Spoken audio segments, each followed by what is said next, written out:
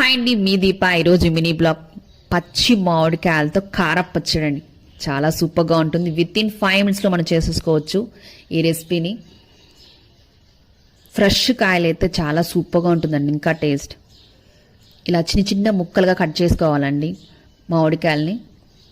దీనికి తగినంత వెల్లుల్లిపాయలు, వీటిని మిక్సీ జార్లో ట్రాన్స్ఫర్ చేసుకొని ఇందులో పసుపు, కారం, ఉప్పు. కారం మీ రుచికి తగినంత వేసుకోండి.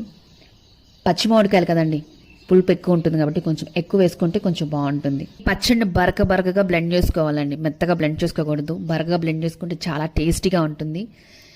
ఈ రెసిపీ మా సిస్టర్ దగ్గర నేర్చుకున్నానండి, నాకు నచ్చింది, అందుకే మీకు షేర్ చేశాను ఇది. దీన్ని ఒక 7 days వరకు మనం స్టోరేజ్ చేసుకోవచ్చు అండి. పోపు పెట్టుకోవచ్చు, మరింత టేస్టీగా ఉంటుంది. మీరు ఒకసారి ట్రై చేయండి. నచ్చితే లైక్ చేయండి, షేర్ చేయండి, సబ్స్క్రైబ్ చేయండి. Thanks for watching.